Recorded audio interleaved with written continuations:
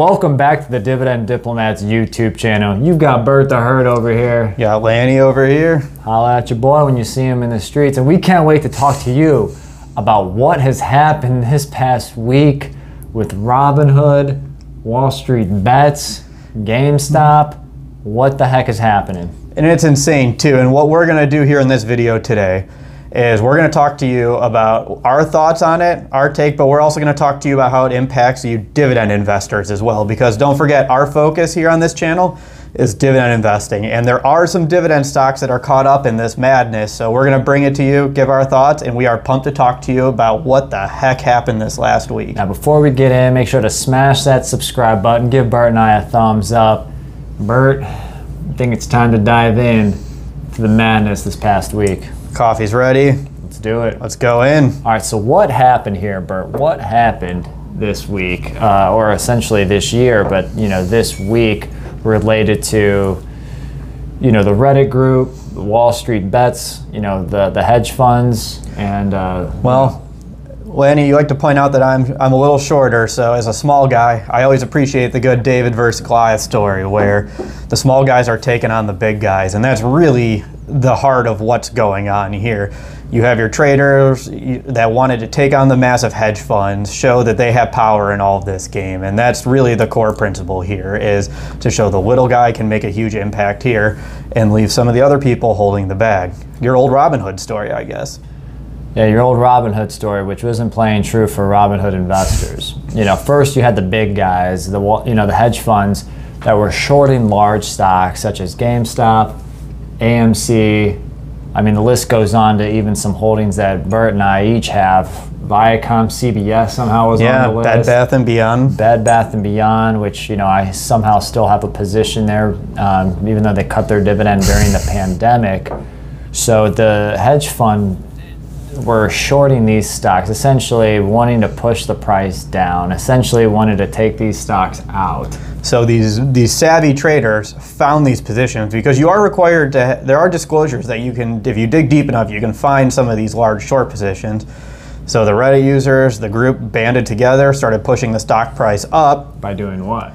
Buying the stock. Buy the stock. Buy the stock, and then price goes up, value of that short position goes down, leaving these people in significant loss positions. Now, I'm not going to get into what type of short positions the hedge fund managers were taking, because there's different short positions you could take, such as naked positions as well. Mm-hmm. There's a lot of leverage that you can use in trading. And obviously I don't do that, Bert doesn't do that. Probably most of our viewers don't get involved with naked positions. And essentially you come into a liquidity crunch as well if you're a fund manager in that aspect, in case something goes the other way that you wouldn't have anticipated. Yeah, and that is exactly what happened here. As these stock prices started to climb, the hedge funds started to find these losses and have to figure out what to do here. You got to cover your position somewhere. Yeah, so. And we're not talking small dollar amounts either. So then what happened after all of these prices were being surged up? I mean, if GameStop was up, 10,000+% from a 52-week standpoint. I know they must have brought back their dividend. Yeah, but wait, they didn't. So you had a lot of rises up in stock prices that really didn't fundamentally make sense, but it was because the David was beating the Goliath. So the little guys were beating the big guys by buying as much of these stocks as possible, pushing the stock price up. So obviously, this unexpected turn caused major trickle-on ramifications from there. You see these stock prices happening, but then there was this other component that added to the madness later on in the week when the brokerages started figuring out what to do and how they could react into here. So you had towards the end of the week, your Robinhoods, your Charles Schwabs, your TD Ameritrade just halted trading on the stocks. But that wasn't the only wrinkle in what they were doing when they were halting the stocks, was it, Lanny? It's bull. This is pure robbery. I agree with all the other individuals here supporting the little guys. And, just like that, they halted selling, or they halted buying of these stocks out on the marketplace of, Robinhood, TD Ameritrade, Interactive Brokers, you name it. So as an investor on the platform, you weren't able to buy GameStop. You weren't able to buy AMC. Say if Bert one day just said, hey, I'm going to buy a couple shares of GameStop, you couldn't. Yeah. So obviously what happened? Price comes tumbling down. Because you know why? Because all you could do is sell. That was it. And that's what selling does. And who wants the stocks to go down again?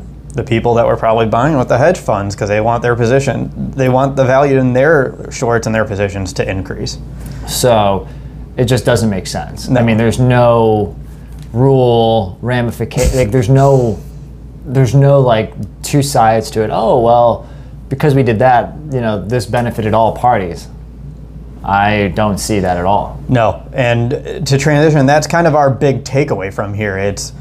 There were no rules in this situation, right? Right. Like it was just chaos this week because this situation was so unprecedented, and you're just watching this thing unfold.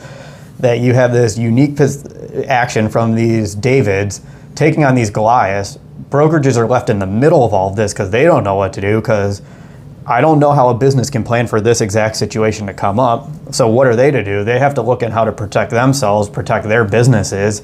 They take actions that have immense impact on everybody else involved in this that hurt the Davids in the end of the day. It's insanity. And I just don't know if they're really thinking of their customer base. I mean, I'm sure the number of customers that they have in comparison to the total number of customers, most of them are little guys, I would assume.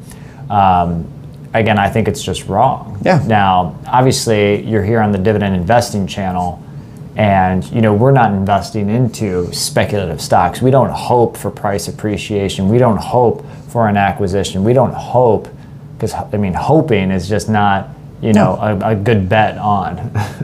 No, that's not. We want our investments to have strong fundamentals. That's why we look at our stock screener when we're going through this. We want to make sure that a company has strong earnings, strong cash flow, pays a growing dividend, and has demonstrated their ability to do this over years through different economic cycles. That's not hope. That's fundamentals. That's hard research and statistics right there with all of our investments. So, Bert, during all of this, what was the impact to you as a dividend investor?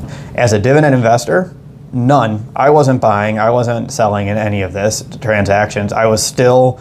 Bert was the Reddit guy that started it. No, I'm kidding. Yeah, exactly, Lanny. I was going to say, no, I wasn't jumping into the madness to buy on these hope transactions that Lanny was talking about. I was still buying other stocks. I was buying other great dividend growth stocks that are undervalued based on our metrics. Me, personally, we'll talk about this in a little bit with some of our holdings that were caught up in it. Those were the ones that were impacted, but it didn't change how I was going to buy stocks one bit. What about you, Lanny? I would almost have to second that. I had very little to no impact. Sure, I do have positions in maybe 2 or 3 of these stocks that were being pushed up, but that's because at one point in time, I had purchased them based on their dividend cash flow, stronger balance sheets, and business model, that I think there may still be a niche for them for, not for speculative reasons, not for price appreciation reasons, because I'll always say this, I'm not going to go to the grocery store and pay for something with my net worth or the market value. I'm going to pay for it with the income that is derived off of the asset, dividends. Exactly, and look what happened during this week. If you did just buy these on hopes, if you went away from your dividend investing strategy, what happened on Thursday when you could only sell transactions, that hope went right out the door and the stock price just cratered. So it can change, but just like that, stock price can go up, stock price can go down, and with something that's this volatile, this insane, we cannot preach it enough. Just focus on the fundamentals of your business and focus on buying great long-term investments regardless of the news. So Bert, what were some of the stocks that you had that were caught up in this? Yeah, ViacomCBS is my only holding that I had that was caught up in this, and they're up now 32% year to date. And I had to do a double take when I got this because they were not one of the high-profile companies caught up in here. It wasn't. It took me a few days to even realize that CBS, and that's shame on me for realizing that. But yeah, I bought their stock price when it was in the high 20s, low 30s at the beginning of 2020 because of Lanny said. We love their content library they're building, their dividend history, and their earnings and their cash flows were great. Bought them, price obviously went down, and now it just shot back up, and it was over $50 per share at one point, which is just insanity to me. Yeah, at one point that 32% was much higher. We're talking the period from the beginning of January through the end of business day, January 29th, they're at 32% plus year to date. So before that, ViacomCBS was actually pushing, I think, like 45 to 60%. Yeah, I got pumped up. I got pumped up. I thought they increased their dividend, and No, that wasn't it. I mean, they still pay a dividend. Their dividend is still well covered. Yep. Obviously, like other media companies, because of the theaters, they weren't able to really get out their huge itinerary for mega releases. I think one of them is Top Gun. Top Gun, yeah, it's coming. So, I mean, get those sunglasses ready. To say Viacom is a spec stock, I think is very interesting because to me they're a cash flowing, media company right now, and dividend is well covered. They grow their dividend at least, once every few years. And, again, no real impact because the dividend wasn't changed, and I don't really care about market value. Nope, and that was the only holding I had that was impacted. However, Lanny also had a much higher profile company that was caught up in there from his holdings. Lanny, which is the other one that really hit your portfolio? So, gosh, probably around 2.5 years ago, maybe even 3, I'd bought, my wife and I each actually bought shares of Bed Bath & Beyond, ticker symbol BBBY. How many 20% off coupons did you use to buy some of that stock? Yeah, I wish I could use those in the mail on the one-time purchase, just make sure that purchase is sizable enough. But, Bed Bath & Beyond, who again has been shuttering stores, I think every year, and I think by the end of February 2021, they're going to shutter even more stores. So, I had bought the position in Bed Bath & Beyond simply because at one point they were growing their dividend. And, when I was acquiring their stock, as I'm pulling it up right now, I was buying their stock in the, in the teens. And, what's it at right now, Lanny? Their stock price right now, if I take a quick look, is at $35 a share. That's some nice appreciation right there. Some huge appreciation. They're actually up over 100% year to date. But again, Bed Bath & Beyond cut their dividend during the pandemic. Obviously, as a retail, physical brick and mortar place, they had to make some swift moves. But I actually like what management's doing. They're selling a lot of pieces to the business right now to kind of get more back to a focused standpoint. Yeah, and that's the key to what Lanny said right there. Why is he still holding Bed Bath & Beyond? Because he likes the business strategy. He still likes where this company is heading into the future. He's not speculating. He's not hoping the price goes up. It's just fundamentals, that's all. I somehow still have over 100-something shares of Bed Bath & Beyond. So, overall my cost was barely over $1,700. But if you do the math, 100 shares times the $35+ we're talking, it's more, I've doubled the position now all of a sudden. Actually, at one point, they were trading over $52 a share. Not during the peak, but they were over 50 at one point. So think about that. That ride up from the teens all the way up past 50, and then all of a sudden it could crumble down into the mid-30s because of only being able to sell these stocks. Yeah, just insanity. Again, what has gone on this week is unprecedented. It's really cool to see how David's taking on Goliath. And yeah, we're caught up in this. But again, I just want to re-emphasize, we said this a few times now, as dividend investors, is this changing our approach to investing? Not one bit. No, and I mean, again, to focus on the fundamentals, check out our other videos when we buy stock, when we talk about stocks to buy or watch right now. Look back at our Dividend Diplomat stock screener because we focus on the 3 fundamental characteristics: the price to earnings ratio, the dividend payout ratio, and the dividend growth rate. And then we'll look at dividend yield as a bonus metric if they pass all 3 of those.